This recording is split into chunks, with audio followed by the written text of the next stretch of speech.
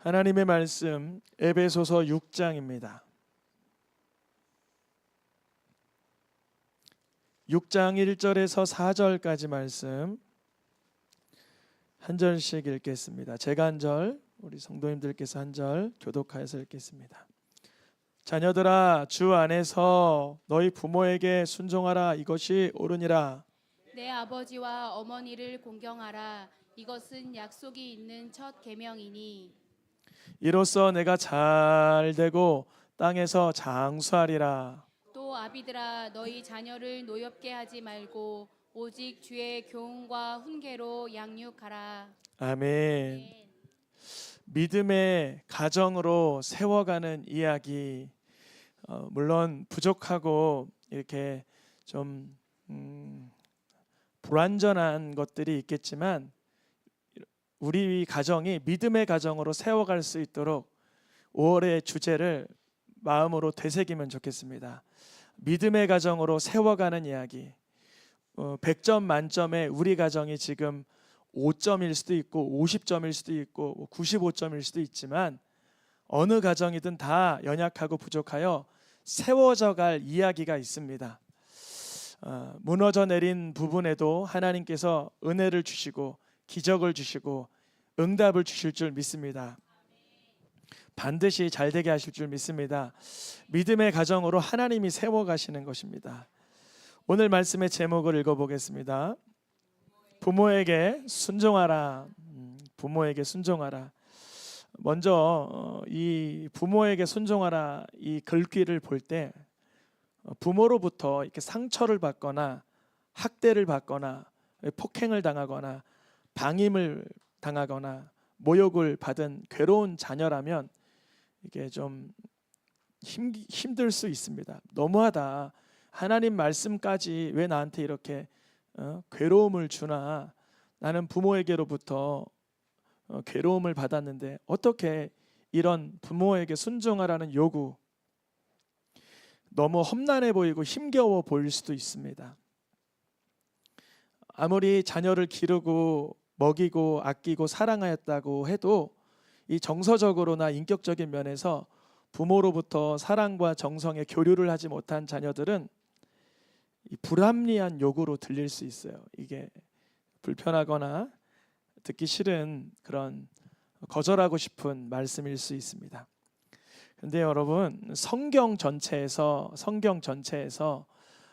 이 부모에게 순종하는 이야기가 어떻게 나타났냐면요, 참 특이한 것은 성경에서 그러한 건강하지 못하고 또 불완전한 가정에서의 그 순종의 모습이 드러나는데요. 예를 들어 이삭의 순종. 이삭은 어디에 순종했냐면 번제물에 올라가라는 그 말에 순종한 거예요. 그렇죠? 이거는 듣기가 좀 어렵잖아요. 번제물에 올라가라. 이거 얼마나 불편한 요구예요. 말도 안 되는, 어머니 아버지가 좀 정신이 좀 이상해지셨나 이럴 수 있는 거잖아요. 충분히.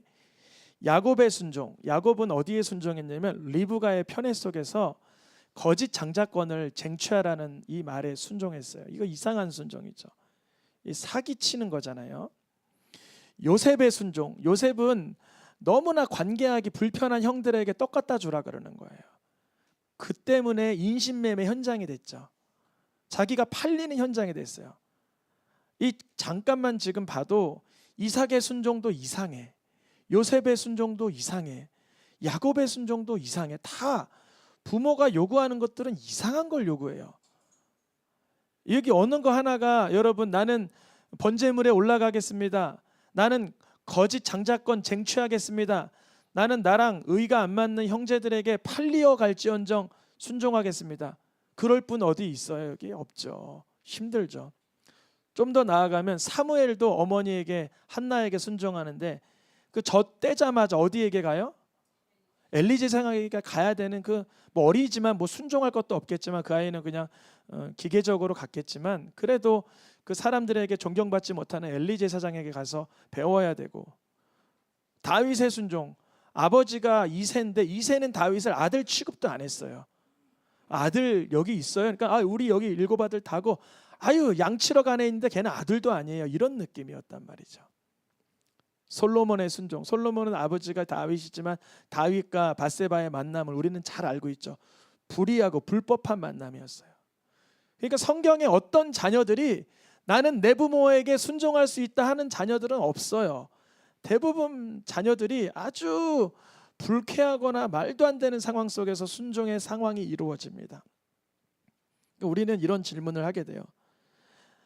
아니, 바람직하지 않은 삶을 사는 것 같고 불법하는 부모에게, 나를 학대하거나 나를 존중해 주지도 않는 부모에게 내가 어떻게 순종해?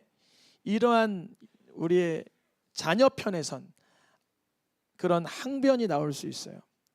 불합리하거나 나를 해 끼치거나 난해하고 난처하고 모순된 요구에 어떻게 순종하냐고, 이렇게 우리는 속에서 그런 말들과 생각들이 올라올 때 있어요. 여기 부모 세대도 있고 자녀 세대도 있지만 그 어떤 분이 자녀가 아니었던 적이 없잖아요.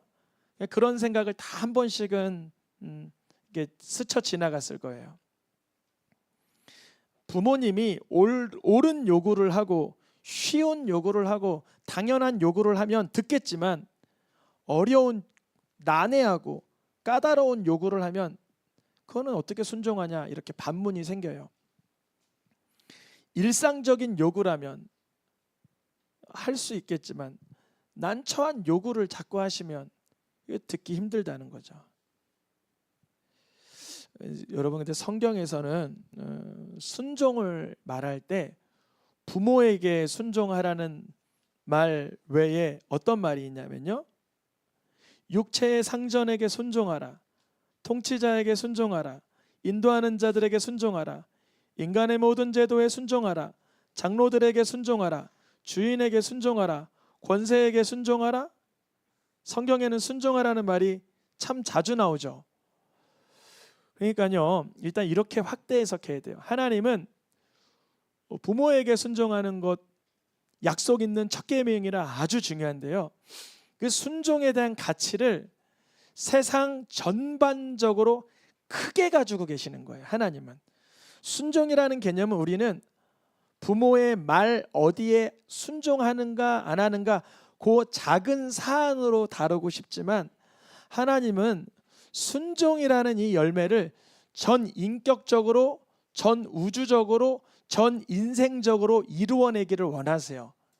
저는 뭘 깨달았냐면 중요합니다. 부모의 문제이기 이전에, 권세자들의 문제이기 이전에, 통치자들의 문제이기 이전에, 상전의 문제이기 이전에 순종하려는 마음이 내게 없구나, 이걸 발견했어요. 뭐가 없다고요? 우리에게는 순종이라는 그 자체, 그 대상이 누구일지언정, 그분이 뭐 통치자냐, 권력자냐, 인간의 모든 권세냐, 스승이냐, 장로들이냐, 인도하는 자냐, 부모냐, 이런 대상의 문제가 아니라 순종하고자 하는 그런 내면의 세계가 아직 구축되지 않았다는 거예요. 그래서 하나님은 그 세계를 구축해 가기 위한 과정과 축복의 통로로 부모를 쓰시는 것입니다. 일단은 부모에게 순종하라 할 때 포커스가 부모보다는 순종에 더 강조점이 있습니다. 순종. 그러니까 우리가 부모에게 이 방점을 찍고 강조점을 두면 이렇게 돼요. 우리 부모는 이렇게 말할 수도 있어요. 우리 상전은, 우리 인도자는 하면서 순종이라는 데 핵심을 두지 않고 그 대상에게 문제와 허점을 찾으려고 그래요. 아브라함의 허점을 많죠. 아빠는 엄마를 막 누이라고 속이고 아빠만 살고자 했어요. 그런 아빠한테 내가 어떻게 순종해? 이럴 수 있잖아요. 이삭이, 야곱도 그럴 수 있잖아요. 어머니는 왜 거짓말 치시고 그러세요? 형이 따로 있지 왜 나한테 장자권을 쟁취하라 그래요? 그럴 수 있죠. 요셉이, 아버지 왜 나한테 형님들한테 떡 갖다 보내라 그래요? 형님들이 나 얼마나 미워하는데, 이럴 수 있어요. 그런데 이 모든 자녀들이 그 불합리한 상황 속에서 부모에 순종하는 삶을 통하여 하나님의 역사는 이루어가고 있는 거예요. 힘있게. 참 신기하죠. 하나님은 그 순종하는 걸 뭐라 그러지 않으셨어요. 야곱이 어머니랑 짝짝꿍 해가지고 장자권을 쟁취하는 거짓의 요구에 순종할 때 뭐라 하지 않으셨다는 거죠. 오히려 그거를 히브리서에서는 칭찬하고 있어요. 장자권을 사모하는 그 야곱을, 오히려 장자권을 방출시킨 에서를 뭐라 그러고 있죠. 부모에게 순종하라. 우리가 일단은 어떤 마음을 좀 이 시간 챙겨야 되냐면, 여러분 바짝 챙기길 축복합니다. 뭘 챙기시냐면 순종하려는 그 자세를 쟁취하셔야 돼요. 일단 자세부터 바꿔요. 자세를 이제 어떻게 순종할까 이렇게 바꿔야 돼요. 어떤 지시가 틀렸을까 이렇게 보는 게 아니라 어떻게 순종할까라고 이게 몸의 태도와 자세를 좀 고쳐야 돼요. 그게 우리를 엄청나게 복되게 해요. 근데 이거 어려워요. 어렵죠. 예수님을 바라봐야죠. 예수님이 하나님 말씀 앞에 순종할 때 왜 내가 죄인을 위해서 죽어야 돼요? 내가 하나님 아들 예수인데 왜 내가 처참하게 비참하게 죽어야 돼요? 항변할 수 있잖아요. 예수님을 봐야 돼요. 우리가 순종의 그 자세를 가지려고 할 때 반드시 예수님을 똑바로 봐야 돼요. 예수님을 쳐다봐야 돼요. 예수님을 바라보지 않고는 우리에게 기본적으로 뭐가 없다고요? 순종의 영성이 없기 때문에, 순종의 그런 역량이 없기 때문에 웬만하면 순종이 잘 안 돼요. 겉으로는 순종하면서 마음에선 공경하는 마음이 안 들 수도 있어요. 신명기 5장 말씀에 보니까 뭐라고 되어 있냐면 내 부모를 공경하라. 순종은 행위에 가까운 느낌이라면 공경은 마음에 가까운 느낌이죠. 그러니까 부모에게 순종할 때 공경하는 마음으로 순종을 해야죠. 근데 그것은 우리가 하나님께 구해야 돼요. 하나님, 내가 공경하는 마음으로 순종할 수 있도록 도와주세요. 그러면 뭐가 따라오냐면 너의 생명이 길고 이 땅에서 뭐를 누린대요? 복을 누리게 돼요. 이게 약속 있는 첫 계명이라고 한 이유가 이거예요. 약속 있는 첫 계명은 하나님의 말씀대로 살면 그 약속이 성취가 되는데, 부모를 공경하고 순종할 때 생명이 길고 복을 누리게 되는 그런 약속을 경험시켜 주십니다. 순종을 좀 다른 말로 표현하면 이렇게 돼요. 제가 순종하면 색깔로 표시된 거 읽어보면 좋겠습니다. 첫 번째, 순종. 순종은 우리가 믿음이 있는지 없는지에 대한 동사예요. 이 사람이 부모의 말씀, 순종하는 영성을 가지려고 애통하고 있어요. 그 사람 믿음 있는 거예요. 순종, 겸손의 표현이다. 내가 순종한다는 것은 그 말씀에, 그 말을, 그 지시에 내가 들어가는 거죠. 내가 겸손할 수밖에 없고 내 생각과 능력을 낮춰야 되는 거죠. 세 번째, 순종.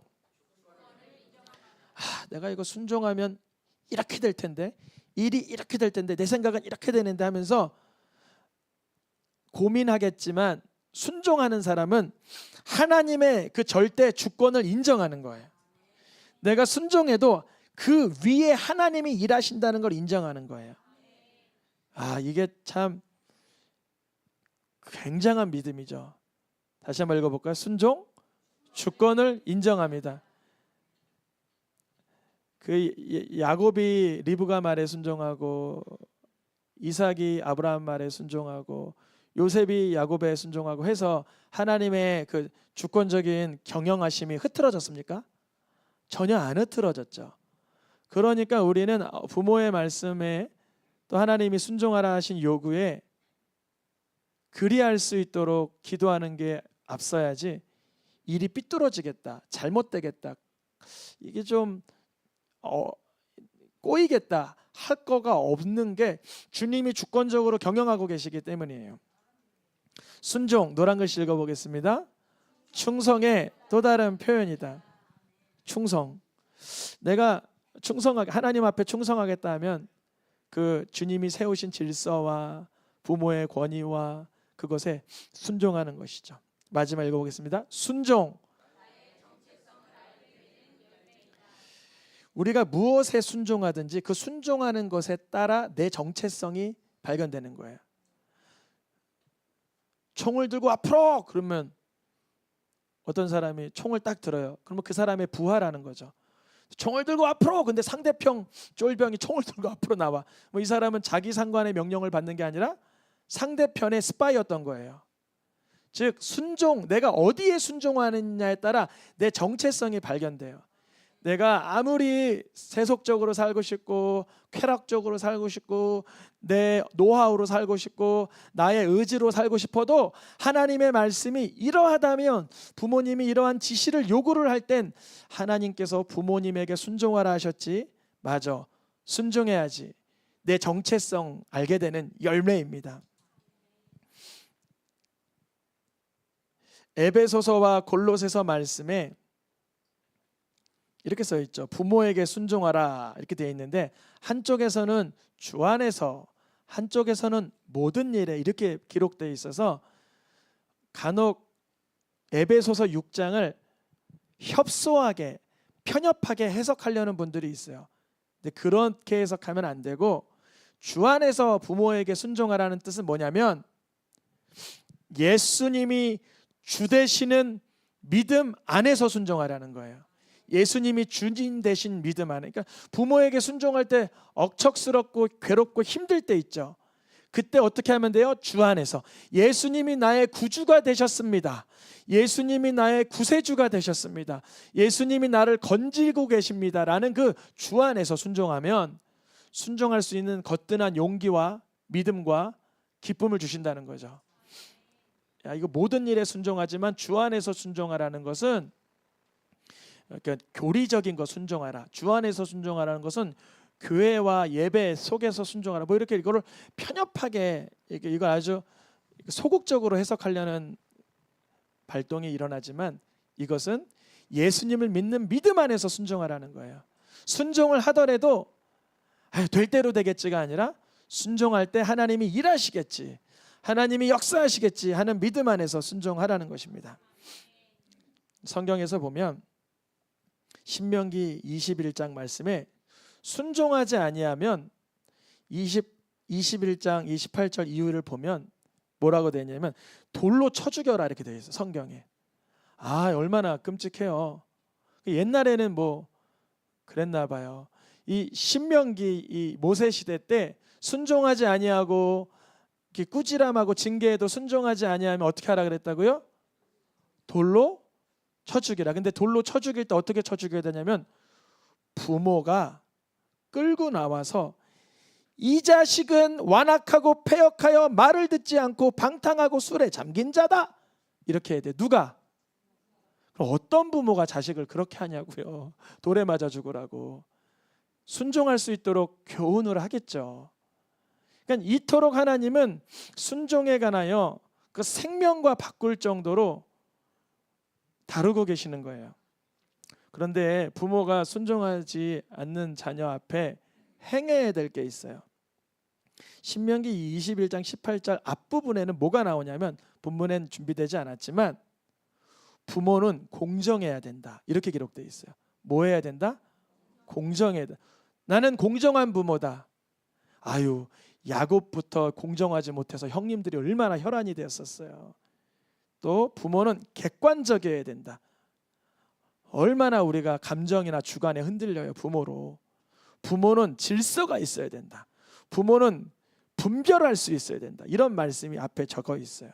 그 예화 중에 하나가 이거예요. 어떤 사람이 아들을 낳았는데, 장자로 낳았는데 그 장자로 난 아들은 밉고 차자로 난 아들이 더 예뻐. 그렇다고 차자에게 장자권의 권한의 재산의 두목을 주지 말아라 이렇게 되어 있어요. 이게 뭐냐면 공정성과 객관성과 질서와 분별과 중립을 지키라는 부모를 향한 하나님의 요구였어요. 그런데도 그러한 부모 밑에서 뭐하지 아니하면, 순종하지 아니하는 결과를 맞이하게 될 거다. 그러면서 이 신명기 21장 후반부에는 죽일 만한 죄가 있거든, 그 사람을 나무에 달아 매달고 하나님께 저주를 받았다라고 하라. 이렇게 기록되어 있어요. 그 말씀은 누구에게서 성취됐죠? 예수 그리스도. 이상하잖아요. 하나님은 하나님의 아들 예수님이 하나님께 완전히 순종한 걸 아세요. 근데 예수님이 어디에 매달려요? 십자가에 매달리는 그 본문이 이 21장 요 18절 뒤에 22절 23절에 등장해요. 하나님은 우리의 순종치 못함의 사안을 어디에 매달아 놓으신 거예요? 예수 그리스도의 십자가 사건에 매달고 끝내 놓으신 거예요. 우리가 순종하지 못할 때 순종하지 않니 되는 이유는 뭐냐면 십자가를 바라보지 않기 때문에 그래요. 예수님의 십자가가 나로 인한 십자가라고 믿을 때 우리가 순종의 영성이 열리게 됩니다. 만약에 이 땅에서 순종하지 아니하는 자들을 돌로 메어 치지 않아도 자연 만물을 통해서 하나님은 징계하십니다. 잠언 30장 말씀해 보니까 조롱하며 순종하기 싫어하는 그러한 사람들의 눈은 어떻게 된다고 그래요? 쪼이고 먹히리라. 부모가 내 아들은 방탕하고 부모의 말을 업신여기는 못된 아들입니다. 부모가 못하더라도 순종하기 싫어하는 자녀는 자연 세계 속에서 어떤 하나님께서 고통을 가하신다는 거죠. 그러니까 내 자녀가 순종 안 해서 까마귀에게 쪼이니까 잘 된 거예요? 그런 부모가 어디 있겠어요? 어떤 부모가 내 자녀 까마귀에게 쪼이고 독수리 새끼에게 먹히라고 가만두겠어요? 어떻게 해야 돼요? 부모에게 순종할 수 있도록 조력을 해야죠. 부모에게 순종할 수 있도록 자녀를 정성스럽게 하나님의 말씀으로 양육을 해야 되죠. 성경 전체의 죄의 문제는 사실 순종의 문제였습니다. 아담이 뭐하지 아니하므로 로마서 5장에 보니까 아담 그 한 사람이 뭐하지 아니하므로 에덴이 망쳐졌어요? 하나님 말씀에 순종하지 아니함. 이게 순종함의 영성이 너무 귀한 것인데 순종하지 아니함으로 우리 모든 사람이 죄인 된 것처럼 그 아담의 실패, 에덴의 실패였죠. 그 노아의 방주의 사건도 무슨 사건이에요? 베드로전서 3장에 보니까 노란 글 읽어보겠습니다. 방주를 준비할 동안에 복종하지 아니한 자들이 있더라. 하나님의 의도는 방주를 준비할 동안만큼이라도 뭐 하길 원하셨던 거예요? 순종하길 원하셨던 거예요. 그럼 그 사람들도 구원받았겠죠. 하나님은 노아를 왜 그렇게 큰 방주, 왜 그렇게 오랜 세월 방주를 준비하라 하셨나? 노아가 방주를 준비하는 오랜 세월 동안 누군가 노아의 모습을 보며 회개하며 순종하기를 원하셨던 거예요. 우리가 왜 이렇게 남은 여생이 많아요? 여기 뭐 젊은 분들도 있고 연로하신 분들도 있죠. 우리가 왜 남은 여생을 살아가야 돼요? 우리가 예수님을 믿는 믿음으로 구원을 준비하는 모습을 보여주기 위해서 사는 거예요. 우리가 예수님 믿는 믿음으로 행복하고 예수님 믿는 믿음으로 거룩하고 예수님 믿는 믿음으로 복되고 회복되는 모습을 통해서 하나님을 모르는 자들에게 모델로 보여주시기 위함입니다. 마치 노아를 방주를 준비할 동안 그 주변의 이들이 순종하기를 기다리셨던 것처럼요. 하나님이 엄청 부러워하는 사람이 있어요. 하나님이 부러워하는 사람. 여러분도 뭐 부러우신 거 있죠? 누가 뭐 이렇게 좋은 거 샀다, 누가 어디 좋은 데 갔다 왔다, 누가 어디 이렇게 일이 잘 됐다 그러면 부럽잖아요. 하나님이 뭘 부러워하시냐면 예레미야 말씀에 보니까 하나님이 말씀하시는 거예요. 아, 요나담의 자손은 지켜 행하네. 좋겠다. 내 백성은 순종하지 아니하는데. 누구의 말이라고요? 하나님. 하나님이 부러워하시는 분이 누구라고요? 순종하는 자녀들을 얻기를 원하세요. 그러니까 우리가 부모에게 순종하는 것은 하나님의 거대한 순종 역사의 일환이라는 거예요. 내가 부모님에게 순종하지 하고 안 하고의 적은 문제가 아니었다는 거예요. 하나님의 거대한 구원 역사 가운데 불순종은 척결해야 될 대상이었고, 순종의 연습을 시키기 위해서 우리에게는 부모를, 하나님을 대신하여 보내주시는 거예요. 그래서 부모에게 순종하는 연습을 통하여 하나님 말씀에 궁극적으로 순종하게 되는 자세가 갖추어지게 되는 것입니다. 하나님은 순종하는 자녀들을 두 눈으로 찾고 계셔요. 누가 하나님 말씀에 순종하는가? 그러니까 성경 구약 역사는 누가 순종하나 순종하지 아니하는가를 찾는 역사라고 해도 과언이 아니에요. 출애굽기에 이 백성이 내 백성인데 내 말에 순종하지 아니하구나 아파하고 계시고, 여호수아에 들어가도 모세에게 순종한 것처럼 여호수아에게 순종하게 하라 말씀하고 계시고, 사사 시대에 들어가도 사사들의 말에 순종하면 그들이 복을 받고, 사사들에게도 순종하지 아니하고 하나님의 말씀을 듣지 아니하면 그들이 이방 민족으로 공격당하고, 이제 왕정 시대에 와서 사울 왕이 순종하나 봤더니 순종하지 아니하고 사무엘을 통하여 순종하는 것이 하나님께 제사 드리는 것보다 낫지 아니하냐, 왜 너는 아말렉을 진멸하지 아니하고 순종하지 아니하므로 이렇게 허망하게 되었냐 하며 왕정 시대의 시작을 불순종으로 알려주죠. 우리에게 오늘 부모에게 순종하라 이런 요구가 힘겹게 시작될 수도 있으나, 하나님 나라 개념에서는 이 순종이라는 큰 그림을 이루어가기 위해서 부모라는 그 스타트 포인트, 시작점을 마련해 두신 거예요. 우리의 생각과 우리의 의견과 충돌할 때 먼저 순종하려는 자세와 태도를 취하시기를 축복합니다. 오늘의 마지막 말씀 하나만 먼저 더 보고 마지막 말씀 읽겠습니다. 로마서 1장 5절과 로마서 16장 말씀입니다. 네, 노란 글씨 읽어보겠습니다. 믿어 순종하게 하나니 믿어 순종하게 하시려고. 로마서는 1장부터 몇 장까지 있어요? 16장. 로마서의 목적을 하나로 요약하면 이거예요. 하나님을 신뢰하여 하나님의 말씀에 순종하게 하려고 복음을 쓴 거예요. 하나님의 말씀에 순종하기 위하여서 복음을 썼는데, 예수님이 우리를 대신하여 자기 몸을 완벽하게 드러내시기까지, 완전히 자기 생명을 내어놓으시기까지 순종하심으로 우리를 살리셨다는 그 믿음을 가질 때 우리도 하나님 말씀에 순종하게 하실 줄 믿습니다. 마지막 말씀입니다. 히브리서와 빌립보서 말씀 읽고 마치겠습니다. 노란 글씨만 먼저 읽어보겠습니다. 그가 아들이시면서도 받으신 고난으로 순종함을 배워서 자기를 낮추시고 죽기까지 복종하셨으니 곧 십자가에 죽으심이라. 예수님이 하나님의 아들의 그 권세와 권능과 능력과 출중과 모든 것을 가졌음에도 불구하고 우리들에게, 순종하지 못하는 우리들에게 순종해야 함을 알려주시기 위해서 고난 가운데 순종하시기를, 십자가에서 죽이시기까지 복종하셨으니 이제 예수님의 순종으로 인해서 우리의 불완전한 순종도 완전하게 되게 해주십니다. 예수님은 우리의 구원의 근원 되십니다.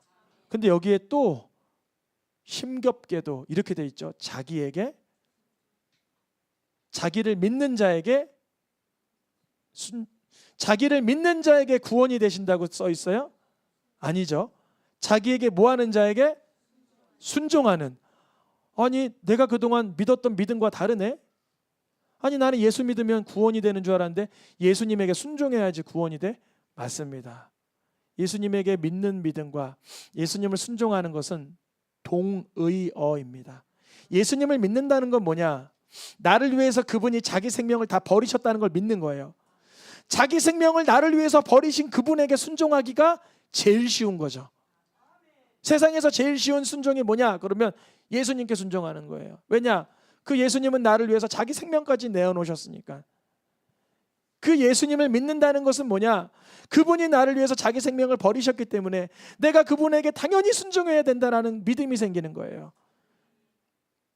우리가 오늘 부모에게 순종하라 약속 있는 첫 계명이니 배웠어요. 부모에게 순종함으로 복이 되는 건 알지만 우리에게 거리낌이나 좀 상처와 아픔이 먼저 떠오르신다면 예수님을 바라보시길 축복합니다. 그분이 날 위해 하나님의 말씀에 완전 순종하심으로 우리의 구원이 되셨습니다. 우리의 구원의 모든 것이 되셨습니다. 찬양하며 기도하겠습니다.